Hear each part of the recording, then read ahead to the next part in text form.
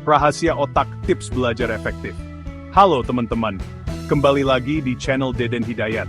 Pernah nggak sih kalian ngerasa belajar itu susah banget? Nah ternyata belajar itu ada ilmunya guys, dan ilmunya itu ada di otak kita. Penasaran kan gimana caranya bikin otak kita ini jadi mesin belajar yang handal? Simak terus video ini sampai habis ya. Stimulus, pintu masuk informasi ke otak. Teman-teman, proses belajar itu dimulai dari hal-hal sederhana yang mungkin nggak kita sadari, yaitu stimulus. Stimulus ini bisa berupa apa aja yang kita tangkap melalui panca indera kita. Misalnya saat kita baca buku, dengerin guru ngejelasin, atau nonton video ini.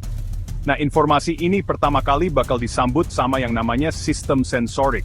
Tugasnya nerjemahin informasi dari luar ke dalam bahasa yang dipahami otak. C, yaitu sinyal listrik. Sistem retikular aktivasi filter informasi di otak. Setiap hari kita dibombardir sama jutaan informasi. Untungnya otak kita ini punya sistem penyaring informasi canggih yang namanya sistem retikular aktivasi, atau disingkat SRA. SRA ini kayak satpam di otak kita, yang milih-milih informasi mana yang penting dan harus diproses lebih lanjut, dan mana yang nggak penting alias langsung dibuang. Memori jangka pendek, gudang penyimpanan sementara. Setelah informasi lolos dari penyaringan SRA, informasi itu bakal dikirim ke gudang penyimpanan sementara di otak kita, yaitu memori jangka pendek. Sayangnya, gudang ini kapasitasnya terbatas banget, cuma muat buat 7 informasi aja dalam satu waktu.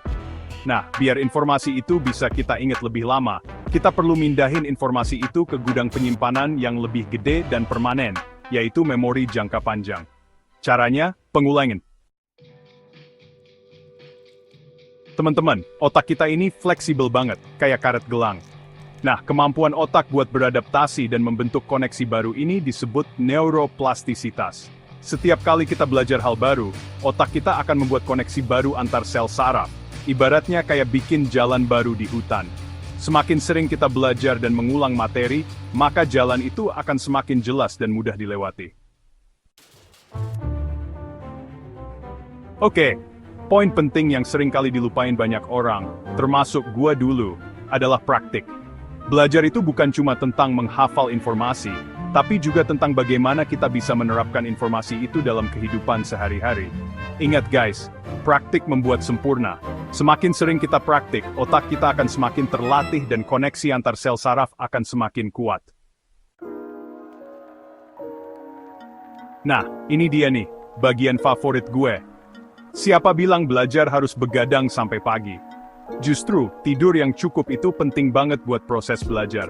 Saat kita tidur, otak kita bekerja keras untuk memproses dan memindahkan informasi yang udah kita pelajari ke dalam memori jangka panjang.